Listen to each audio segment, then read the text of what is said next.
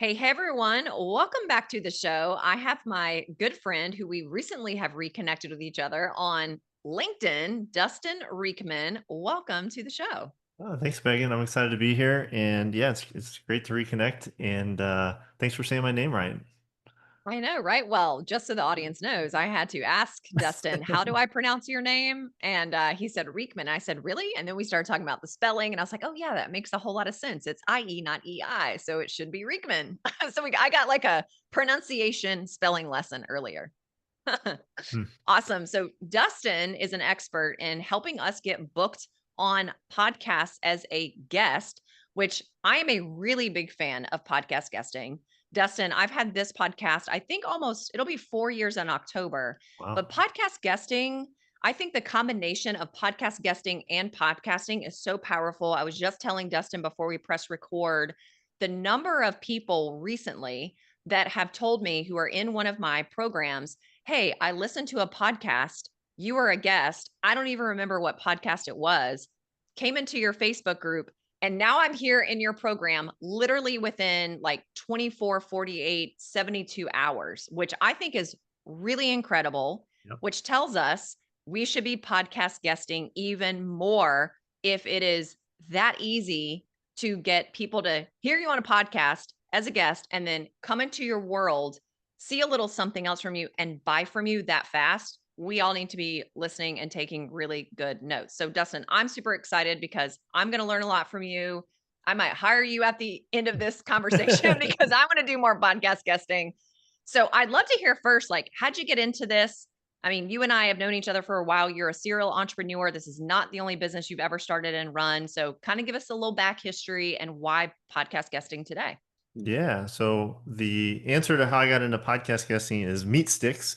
And so that it probably comes out of left field. So for a little context, I was an engineer for a long time. So I had the corporate job, had some side hustles, numerous online businesses. I think back when you and I met, I was probably focused on a marriage business that actually brought me Mhm. online through marriage ministry my wife and I were doing, and it became an online business which pulled me into digital marketing, which pulled me into marketing consulting, which led me to this partnership with a company called Fire Creek Snacks for several years.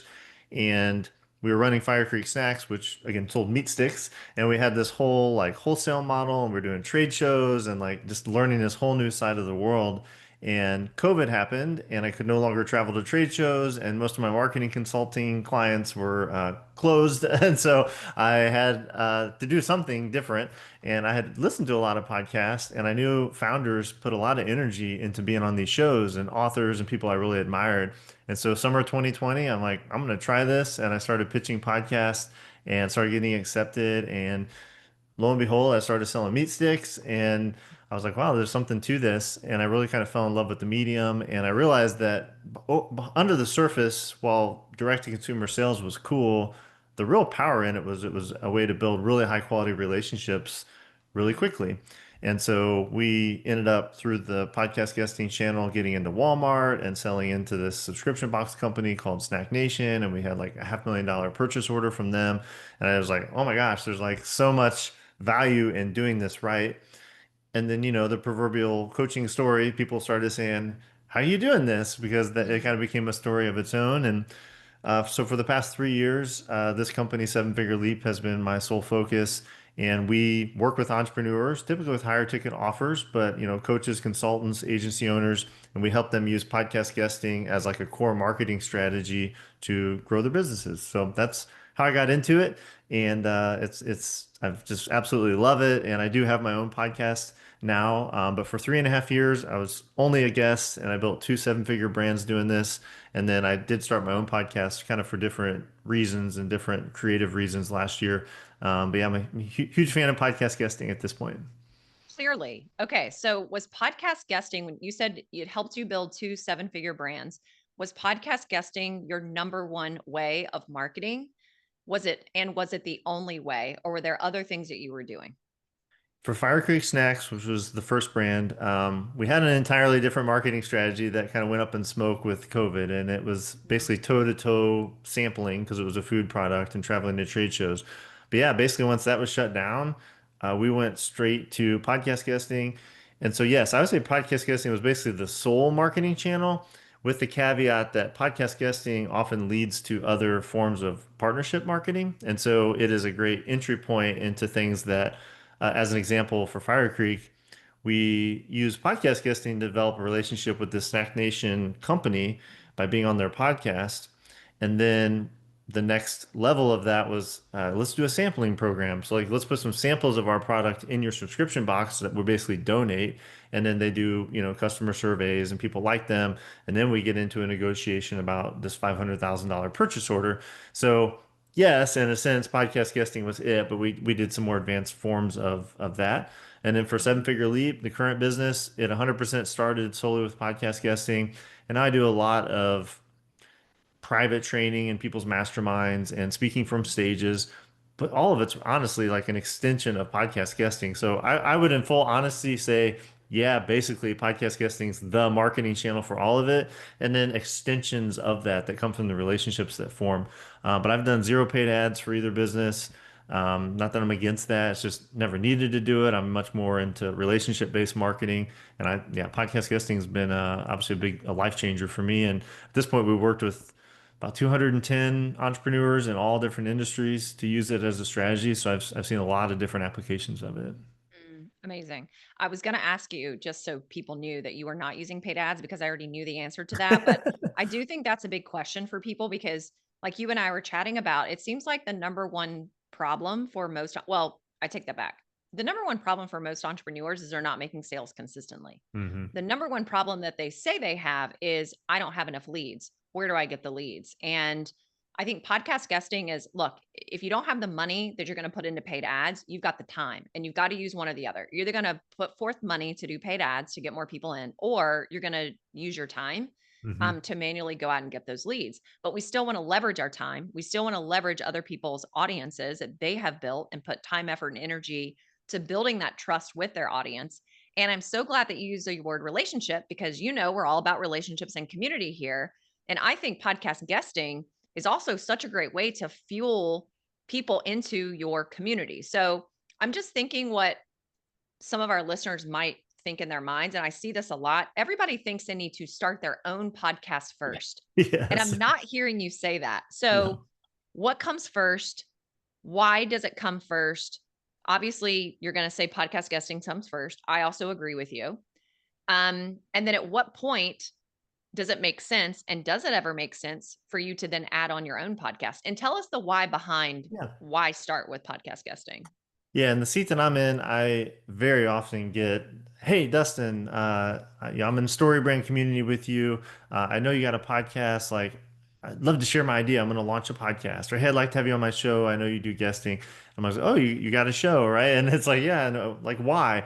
And so I'm pretty much 100% of the time will respond to someone who says, "I want to start a podcast." Like, I wouldn't yet. Like, I think guesting is way easier. It's way faster. You can test a lot of new ideas. You'll get way more clarity on your messaging because you're going to go into a series of interviews and talk about basically the same topic, right? And be invited to do that. I mean, imagine doing that on your own podcast. It'd be super boring, super quick, but you're going to other people's audiences and doing that.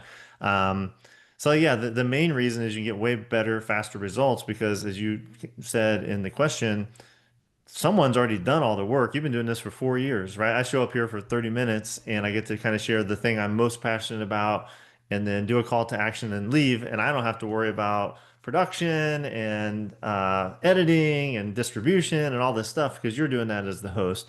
And so Mhm. imagine as a guest, as someone who's got something to offer and wants to grow, let's say, their community, just go be a guest on all these other people's podcasts. It's so much easier, so much faster. You're building relationships with all these new hosts. You have the opportunity to build relationships with the other guests that have been on these shows. So it's just way simpler and faster and easier. And then so the natural question is, well, then why do you have a podcast, Dustin? It's like, well, after 3.5 years of guesting, and in most cases, I would say do at least 90 days, probably up to a year of guesting before you really even consider hosting a podcast.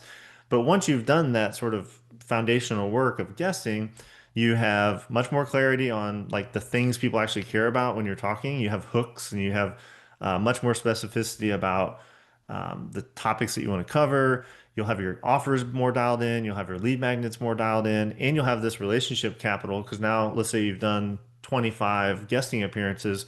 Now there's 25 hosts and there's all these other guests that you could be connected with to pull from to have support your podcast and be guests on your podcast.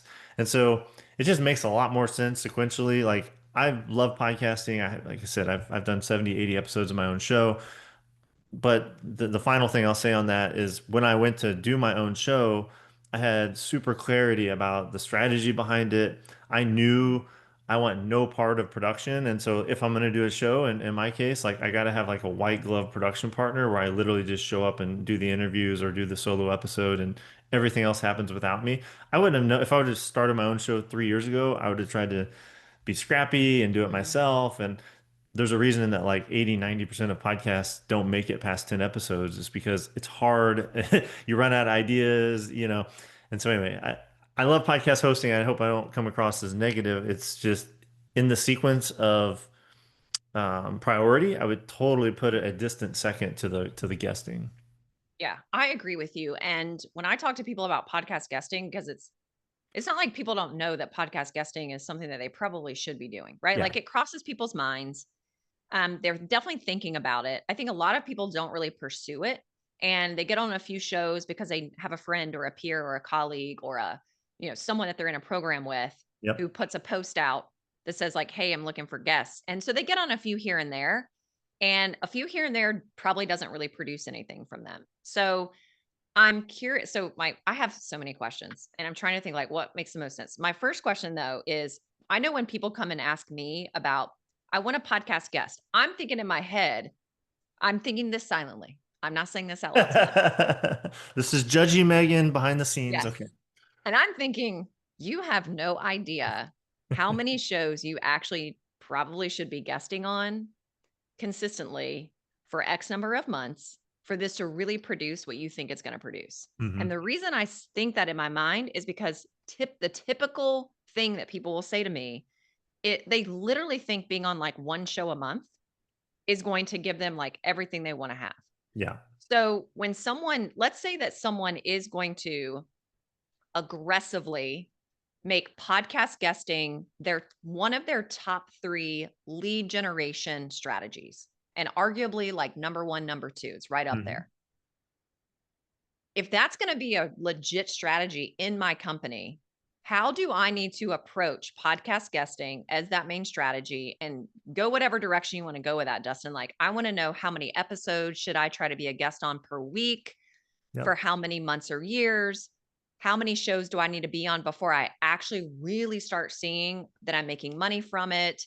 Let's just start there because Hmm. you could probably do like a full day masterclass on this because I've Yeah. got some other follow-up questions to that we'll dive Yeah. into, but let's just start there and then we'll get more into like game plan tips, strategies, and all that Yeah. jazz.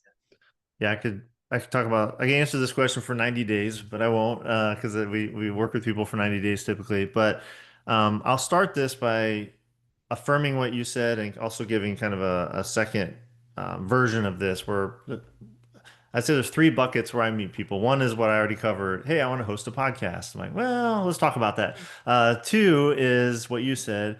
Hey, like podcasting is really cool. I like podcast guesting. I stumbled my way into two and I got a client and I made $5,000 and that's awesome. But like they have no system for how to do this Right. consistently, which is exactly how you set up this question. There's also a third bucket that's probably in the seat that I sit in, probably half the people I encounter. And that is, oh, you do podcast guesting, like you help people with that. That's cool. Like I've been on 100 in the past year. And I'm like, oh, that's exciting. Yeah, I love it. I'm really good at it. I get on them and people love me. And I'm like, that's cool. Like, I was like, you own a business? Yeah, I'm a coach. Cool. Like, what did the podcast guesting do for your business? And they're like, oh, like either I don't know or nothing. Like, so there Wow. is often a disconnect between the number of podcasts you're on versus the output, what it's actually doing for your business. Yeah. And I'm sure you and I will talk here in a minute about like our framework for how we approach this, right? There's kind of this Yes. 5P framework and we can fix either of those problems with the 5P framework. But to just directly answer your question as far as like frequency and sort of the core strategy, I like in the program that we do, we help people. get to a frequency of once a week as like a good baseline steady rhythm. And of course, you can batch things. It doesn't mean there's every Thursday at 2 is a podcast interview, but about once a week is what I would consider kind of the minimum viable frequency to get this going. And what we help to people to create is a flywheel effect. So we actually create like this podcast guesting flywheel. So if you imagine you got this, if you're not familiar with the flywheel, just think of a merry-go-round full of kids, right? And it's like heavy and it's hard to turn. And see, you got to build some initial momentum. But once you get the thing turning, it's kind of a self-perpetuating motion. You just got to keep putting a little bit of energy into it. So the initial kind of lift off of the podcast guesting effort, I'd say once a week for, a solid 3 months is going to really get you in the rhythm of doing this well, make you a better interviewer, give you clarity on the things people care about, and just get the reps in. And often that's going to be a smaller podcast because you're just starting out. And then at some point you sort of catch this momentum where it flips from being all outbound and small podcasts, and it feels like you're just putting a lot of output, and it starts to turn around and become more inbound, right? Like so I've done probably 100, 110 interviews for both of those brands, which isn't a lot when you think about it. It's over 5 years for two different, seven-figure brands. And especially with seven-figure lead, because I knew what I was doing more, I did start with the outbound, but it might have been for 6 months. It wasn't that long in the scheme of things. And then for the past like 2 years, I haven't sent any pitches. It's like they come back to me because I have relationships. Like how you like I didn't pitch Megan to be on this podcast. We kind of knew each other from the past and we reconnected through an interview or LinkedIn, right? Or someone sees me on someone else's podcast and like, oh, I'd like to have you on my podcast. Or we do sort of a standard reach out with the other guests when we're on certain shows, and then that creates these connections. So I guess all that to say, there's sort of the phase one, which is getting it started, which, Mm-hmm. I'd say at once a week for a minimum of 90 days.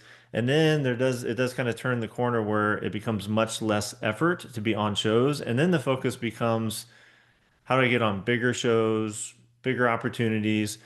And then throughout both those phases and beyond, like we're really focused on monetization and how do we actually turn that into ROI for our business, which is kind of a Mm-hmm. separate question than the Yes. input question that you asked. So, Yeah, I was chatting or not chatting with.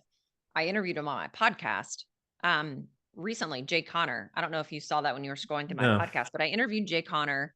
He's 70 years old. I think he's 70. And he's in the real estate investing mastermind I'm in. He's known as the private money guy. So he teaches new and existing real estate investors how to raise private money. And he does Facebook ads, among other many other things. He does a lot of in-person speaking, selling from the stage on other people's stages. And I don't know if he's told me on my show or the following week, he was a guest in a coaching program I'm in. So I don't know if I heard it there or on my show, but the guy is 70. He's had his coaching business of teaching people how to raise private money since 2011. He was a nice. real estate investor for years leading up to that because a lot of those guys, they become successful real estate investors, then they become educators and they are doing both and they have both companies running at the same time. And I shared his age and how long he's been in business because he gets on 4 podcasts a week Nice. as a Wow. guest. He's a hustler. All right. He's a hustler. But I wanted to share that because look at that. But that's one of the most significant things he's doing. And he's not one of those guys that has like this massive Facebook ad budget either. Yeah. He doesn't. He's not like spending hundreds of thousands of dollars a month on Facebook ads. But I just wanted to share that because sometimes I think that, especially entrepreneurs who've been in the game for a while, they think that like, oh, I can just do this for 90 days or I could just do this for 6 months. And it's literally going to like fuel my business for the next 10 years. And then I have to stop doing it. But I do think that not Facebook podcast guesting it's a long-term Yeah, game plan. It's a for sure. long-term play, right? Yes. Yeah. Yes. In a couple aspects. So to keep the merry-go-round analogy going, there's this momentum to get it spinning. And there's reality that then you kind of like can flick your finger and keep it spinning full of kids, right? Like there is a momentum. And also true, it's not a self-perpetuating machine in total, because if I do take my hand off of it, it will slowly slow down and stop. And so you Yeah. still have to keep doing podcast interviews, but the whole point of using a flywheel version of this is it becomes way easier. So, but you still have to do it. So even if they're Yeah. inbound, I've continued to do podcast interviews, even though I don't like have to do cold outreach very often to get on individual shows, but I still need to show up, bring my A game, have a system behind it because it is like a core marketing strategy and it's something that works for the long term.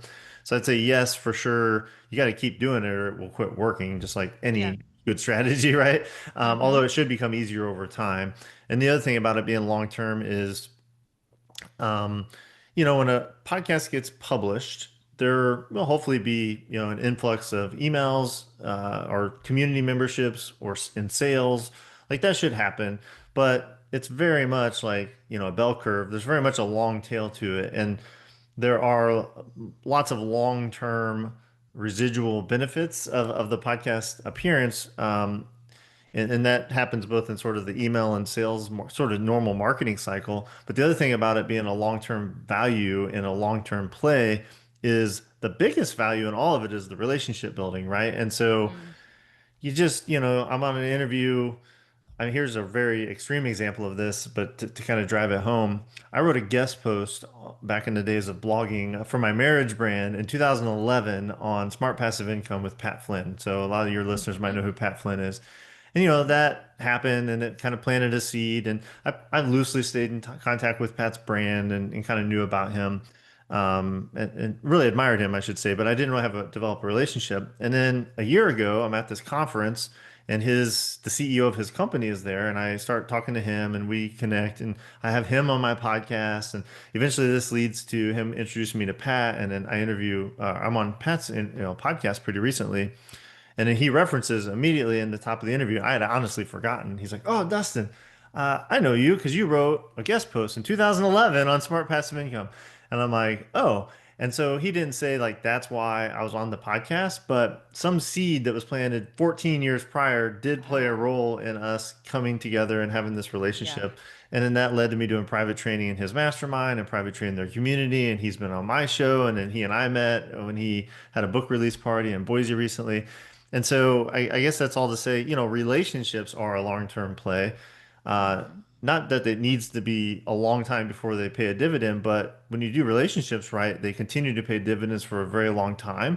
And I kind of open with this. Podcast guesting at its core is the best marketing channel, in my opinion, because it's human-centered and therefore you're able to build high-quality relationships at scale for a long time. And so there's a Yeah. very strong network effect that grows and compounds over time. So not to get too technical with all this, but it's definitely a long-term play, but it doesn't mean it takes forever to get results. It's just the results are No. residual and they happen for a long time.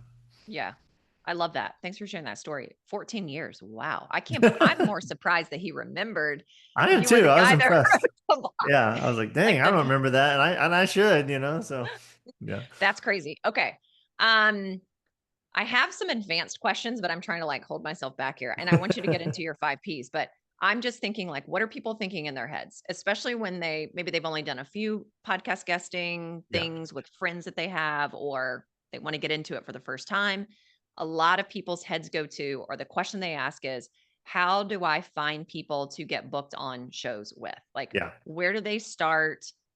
I mean, how does somebody even get started in podcast guesting? I mean, yeah, yeah, everybody's listening to podcasts. yeah. I think all of us probably know people who are like, we probably have personal relationships with people who do host their own show. Hmm. So I'm sure like everybody's knows somebody who hosts a show that they could pick up the phone and say like, "Hey, I'm looking to get on some shows. Can you bring me on as a guest?" I don't think there's anybody listening to this who can't think of one person. So, Yeah, but you're going to work your way through that list. So once you kind of get through the initial, like, I could probably get myself on like maybe 5 shows. yeah, I think people have a real block to pitching themselves. yeah, And I think sometimes, again, I'm just kind of trying to think like what's going on in someone's head. I think many people believe the only way it's going to work for them, or they want it to work like uber fast. And it's like, I've got to be on Pat Flynn's show, or right. I have to be on Grant Cardone's show, or I have to be on Amy Porterfield's show. It's like Yep. they feel like they have to be with the superstars, Yeah. the top 100 podcasts as a guest. Yeah. And then in their mind, it's like, well, how am I ever going to get on that show? I'm a nobody. So Yeah. I mean, I actually think it's probably better to be on smaller shows with fewer down, Yes. smaller. So talk to us a little bit about like, we know that's a block people have in their mind around like, how do I get booked? How do I pitch myself? Who wants to hear from me? What size show do I even go for? And where can I find people who are looking for guests? Yeah. So, first thing I want to say is small and medium-sized podcasts are where we focus pretty much 100% of our energy. Like the Pat Flynn thing was awesome, and it was a very kind of seminal moment for me because that he's someone I admired for so long, and it was cool. But all of the Fire Creek Snack success, all of the Seven Figure Leap success that we talked about earlier, has come from small and medium-sized podcasts that most people haven't heard of. So that is actually where most of the benefit comes in doing this. And then if you get an Amy Porterfield opportunity, amazing. Like I've coached people that have been on Amy's show and it's great results, but it's not about that. It's really about putting in the reps and building relationships at what small niche, podcast. I think this would be if it's cool with you, Megan, just a quick run through of the five P's because Go for it. answer this question, it's kind of two of the five P's. Um, Yes. Perfect. so we talk about five P's as like the framework that we teach, and over 90 days, this is what we actually build out with people in our program. And surprise, surprise, they all start with P. Purpose, plan, pitch, perform, profit. And so as I walk through these a little slower, so purpose is getting really clear on why you want to do podcast guesting. Like, what is the strategy? What's the KPIs that we're tracking? What's the goals? Who are we talking to? What's the transformation we provide? So I'm a story brand guide. So there's a lot of messaging work that happens. This is all like foundational stuff that is actually the most important part of the process. And it's the part that everyone skips, right? And so even the question you asked is exactly the question I think the listeners have. It's like, which show do I get on? And it's like, well, that has a lot to do with what your goals are, who you serve, all that kind of stuff. And so we start with this purpose, which kind of is the antidote to those buckets I talked about earlier. Someone who's been on 100 shows and has got no results is because they never set up an intention and they don't have a way to measure if they're winning. So that's step one. So purpose, we know why we're doing this. Then we look at step two, which we call plan. It's basically research. How do you find the right shows? That becomes much more apparent once you're clear on who you're trying to reach and what your goals are. And I will come back to this because I want to answer your question specifically. Once we find a list of shows and we prioritize those, step three is pitch. And that is literally like asking to be on the show in a really compelling way. And of course, most people really mess this up. And anyone, I know you experience this and I do too. Anyone who has a podcast gets the worst pitches all day long. And it's become a dirty word, but the way that we approach this is much different than probably most people assume whenever they hear the word pitch. So we do a really compelling pitch and get a really high acceptance rate. And so they say yes. Step four then is perform. So it's like, what do you talk about? How do you introduce yourself? What stories do you tell? What's the call to action from the podcast, right? Like that's like the coaching on the actual performance part of showing up and being a good interviewee. And then step five is profit. So Hmm. after the interview is done and published, what are all the ways we can use it to monetize and grow our business, right? And so, for context, when we work over a 90-day period to unpack this, like the first 30 days is the first four P's. So, getting the podcast guesting system running, finding the right shows, pitching, coaching people how to perform, that's pretty quick. Like within 30 days, we're getting yeses from podcasts and we're getting booked and all that. 60 days is the profit part. So we actually spend the most of our time on what do we do after it's published to grow our business with it. Again, we could literally talk forever on this. So that's the context: purpose, plan, pitch, perform, profit. And then that question that you led with, Megan, of like, how do I find podcasts? Yes, there's the friends and family initial, list. Honestly, after that, there's AI tools and stuff we can use, but foundationally, once you find that sort of niche within the niche that you want to go specialize in, finding podcasts becomes super easy. And without going too far into the weeds, a really quick framework for the listeners to think about is if you think about the core problem that you solve, and I'll use a real quick example of like marriage coaching. So it was my original business online. So if I'm like a marriage coach and I think about the circle of marriage coaching, the common mistake people make when they try to answer which podcast should I be on is they're like, oh, I want to be on all the marriage podcasts because I'm a marriage coach, right? And so they have complete overlap with the host of that podcast, and it doesn't make any sense because why would they want to feature you? You probably compete with them, you might conflict with their advice. So how do we find better opportunities? I like to think upstream and downstream of that core problem. And so if I'm a marriage coach, I may ask a question of what causes people to have marriage problems and the question of what symptoms arise when people are having marriage problems. And those are much better places to go search for podcasts. So first time parenting podcasts would be a great place for a marriage coach to go focus on because people who are first time parents often have marriage problems because of all that Yeah. comes with that. Or people who are seeking financial help, maybe a really good place Hmm. if you have an interest in that and you're a marriage coach, go be on a personal finance podcast tour and be the resident marriage expert to help people dream together, set goals together, get out of debt and all that. But not as a CPA would approach it or a personal finance guru, but as a marriage coach. So I know that's a very long answer, but once I know that this, I want to be the marriage coach on personal finance podcast, it's super easy to go find personal finance podcasts that do interviews and that are of the appropriate size for you to approach. So I'll take a drink of water. I know it's a lot, but I wanted to kind of get through that framework for your audience. No, I love that. That's so good. And I'm sure you just gave an overview of what your 90-day program looks like too. So Yeah, if basically, yeah. you want to join Dustin, now you know what you're going to be doing with him and what you're going to cover. So as you were talking, one of the things that I also see people wanting to do, well, let me back up.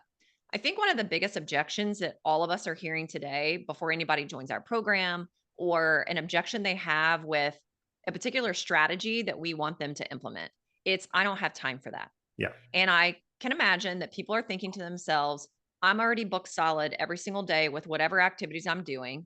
And look, we all know I'm going to call this out because I call this out with my community all the time. Most entrepreneurs, myself included, I could be better at this as well, are spending too many hours a day on things that are not producing an ROI at all. We know that this produces an ROI, but a lot of people's objection is I don't want to be the one going out and finding podcasts. It's going to take so many hours. I don't want to be the one doing the pitching. And I think it's a Yep. time issue, but I also think there's this internal block because the person probably has a block around selling and having conversations with people and actually making sales. So then they also don't want to go pitch themselves because to a degree, that's kind of selling yourself. I'm sure you see both of those blocks. So when you do work with someone, and again, I'm sure you work with people at I'm just getting started to I already have a 7 or 8 figure company. Yep. Do you advise people, entrepreneurs, that let's just say the solopreneur, let's say they're a Yep. solopreneur and maybe they have a VA. Do you advise like they go find the podcast themselves, pitch themselves, figure all that out themselves? Or do you think, hey, Megan, no, you should go have your VA go do all this research Yeah, on exactly. shows, go find the right shows for you, go pitch you? Like which one do you advise people do? Yeah. So our ideal client is typically a successful solopreneurs. Let's say someone doing six figures, maybe up to, 250,000 in revenue. Our core promise is adding the next six figures in revenue using podcast guesting as that. So just to kind of give people context. So for that person, which is, the person you described, I guess it's you in many sense, and it's a lot of people that we work with. I'm a big advocate of first teaching people how to fish and then, starting to let someone else fish for them, basically. And so the way our program is literally structured is the first 30 days, it's just me and the entrepreneurs and we work in a cohort, right? So it's us and the cohort. And so I do want them to um, come up with their own messaging with our help. And I do want them to do some research on podcasts. And we do create a master pitch together that we basically write for them. But those are assets then of their business. And it's really hard for someone that's not that founder to have the right voice. It's their story, it's their emotions, it's their purpose, and all this stuff that's tied into this. So for about 30 days, I do want them doing this work, but it's kind of like for one cycle, one round. Mhm.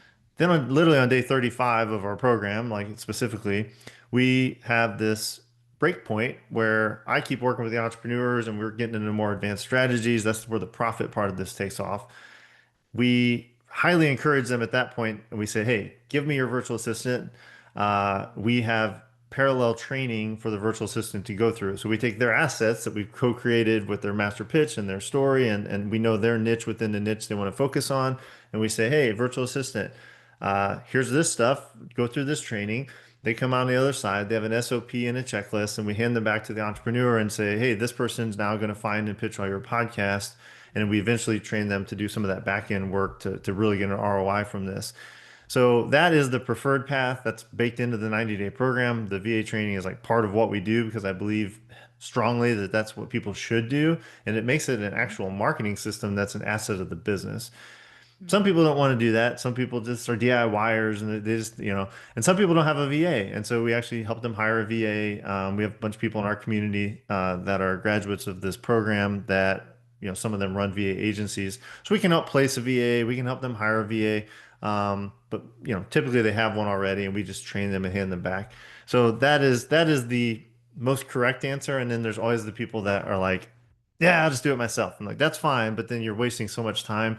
I'm a huge advocate of having the founder, the expert, the entrepreneur have their entire role in this process be show up, be the expert, teach, coach, love on people the way that you already like to do, and then you hit end on the interview, and then you're done with this. And then the VA is getting you on those shows, and the VA is doing all the things we do to monetize it on the back end. That's the ideal circumstance. That's what we provide. Not everyone does that, but everyone should, I think, because you can get Yeah. so much of an ROI. It's like, to me, it's a complete no-brainer. But some people are stuck in their mindset, and they won't let someone else do this on their behalf. Yeah. Amazing. Okay. I think I'm going to end with this question because if I keep asking you questions, you're going to teach your whole 90-day program for me. I'm fine. Uh, so you know that we help people build buyer ready communities, Yeah. and largely I teach people how to do that inside of a Facebook group. And it's amazing. Usually I'm helping people wake up a dead Facebook group. So it's either been archived or they just became super inconsistent for a couple of years, or they thought they needed to go start another Facebook group and people didn't really migrate over there. They jumped on the ship of some other strategy, whatever. But I'm helping people wake up their Facebook groups and turn that into a buyer ready community. And they can actually start selling to people pretty quickly and start generating some income from that community. Yep. And then one of the roadblocks that people eventually will start bumping into is even if you have, let's say, 1,000 people in your Facebook group, you don't have 1,000 active people in your Facebook group, Yep. right? There's going to be a percentage of those people who are you're really selling to and you're building relationship with, because the other ones are just like, I don't even know where they are. They're not paying attention to anything. Yeah. So, then the question becomes, I need to focus on volume. And there does come a time, even with the strategies I teach, where focusing on volume is part of this equation and focusing on getting more leads into that community. I'd love to hear from your perspective for all of our listeners who are reactivating their Facebook groups. They do have Facebook groups. They love relationship building. I think anybody who's listening to you or I, we all really do enjoy connection and community. We Mhm. prefer this relational approach to building business. I mean, to your point, like you're making seven figures, focusing on relationships first, not using paid ads. So I think podcast guesting is probably one of the easiest, fastest, best ways for people to be funneling traffic into their Facebook group community. I'd love to hear your perspective on that and how people can use podcast guesting instead of something like paid ads to grow their buyer ready community, whether it's a Facebook group or it's somewhere else. Yeah, I love that. I mean, first of all, I'm super bullish on community and communities as like so everything we do is inside of a community, and I think that's super important. I think in an age of AI it becomes more and more important. So just two thumbs up to communities in general, and then as you're talking about this, communities as a basically a lead conversion space. Like how do I Mhm. get people into the community because that's where the conversions happen into my paid programs. We could have opened with this, I guess. It was sort of implied. One of the magical things about podcast guesting is it's one of the few channels that you can do the entire know, like, and trust cycle of marketing in one sitting, right? Like typically 70 touch points or whatever Google says is like a billboard and direct mail and 5,000, Google ads and an email and like all these things to get someone to even pay attention enough to come over. Mhm. in one podcast interview, because it's long form and educational, it's emotional, you have implied trust from the host, people are there on purpose, you're not interrupting them. For all those reasons, in one sitting, you can build enough trust that I think you could totally invite people over into your community and have them not only come over as like the lead magnet or the call to action at the end of the interview, but come over and be engaged because they feel like they know the owner of this, or the manager or whatever of this community. And so tactically, at the end of every interview, we're coming to that here, you're almost always going to be given an opportunity to have a call to action. And so you're going to have taught, and people are going to get to know you, and they're going to be pretty into this topic at this point. And the host is going to say something like, man, if people want to go deeper or they want to know more about this, what should they do next? And so if using Megan's strategy, if you have a Facebook group, like have a very clean URL redirecting to your Facebook group so that you can say, oh yeah, anyone, I've got an amazing Facebook group. It's full of people who think this way. We share our best strategies there. All you got to do is go to xyz.com and answer a couple of questions. It's totally free access. And when you answer those questions, make sure you let us know that, you listen to Megan's podcast because I'll personally welcome you inside. Like that's a very clean call to action to bring people over. And again, they're going to come over and feel some ownership in this community because they feel like they like, oh, I know Megan, like because I listened to her for 45 minutes on a podcast. So that's the tactical thing. It's just make that your call to action, and you'll not only get good numbers of people, but you'll get really high quality people coming over, and so that's how I view this. And if you don't have that, then a lot of people, it's a quiz or it's the book or it's the traditional lead magnet. But I actually love the idea of bringing people to a community as the next step in this intimacy building process that marketing represents. Yeah, you could even have free resources that they have to access by joining your Yeah, Facebook group too. exactly. Yeah, I've done that before. I don't always do that, but it's another great strategy. If I have something in there and you can only get it if you come into the Facebook group community, got to come in there to get it. So yeah, Yeah. I love it. Amazing. Cool.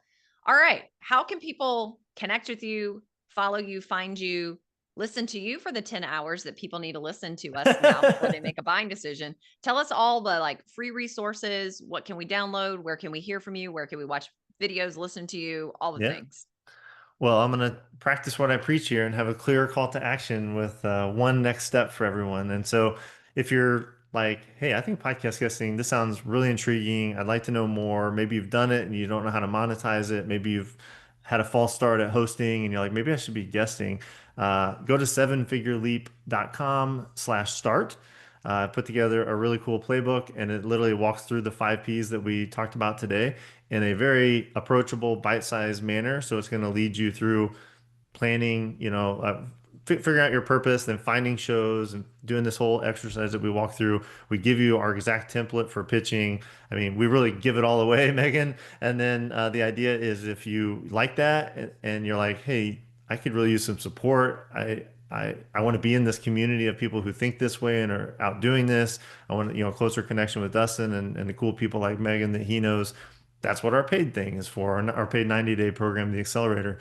But yeah, the starting point is totally free, sevenfigureleap.com/start. And it'll give people instant access to that playbook. And with that, you can also respond to me if you have questions. And that's the best way to get a hold of me directly. And it's I think a really cool resource that we're able to offer people.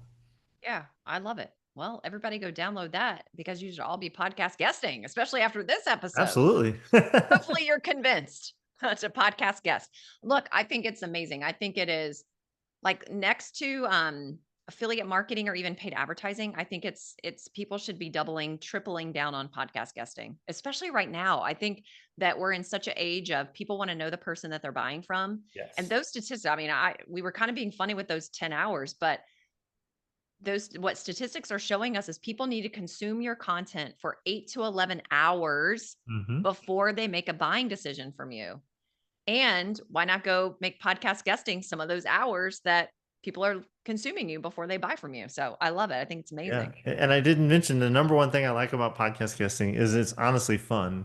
I mean, Mhm. imagine so our ideal clients, yes, they're solopreneurs, they got a VA and all that, but like the number one phrase they say, and having been around a lot of them, is, "Man, I'm really good at what I do, and I'm not really good at marketing." And so Mhm. my thing is like, what if your marketing was the thing you do? So if you love to coach, you love to teach, you're a trainer, you love to, you have some kind of really special story that you just feel called to tell, make that your marketing. And I think why I love my job so much is we take people and meet them where they're at and let them tell their own story. And we just put a system around it that it becomes the marketing that fuels the business that expands and kind of evangelizes their mission in the world. So it's fun. And hope Mhm. everyone can tell I had a ton of fun here, could sit here for another 5 hours if we didn't have, to go to the bathroom and I know. jam with Megan on this amazing topic of podcast guesting. So thank you so much for having me here. I really do appreciate it, Megan. Thank you so much, Dustin. This was awesome. This is one of my favorite interviews I've ever done. And it's just such a hot topic. So thanks for being with us. And everybody go download your podcast guesting guide. And until next time, remember to design a business and life that is built to last.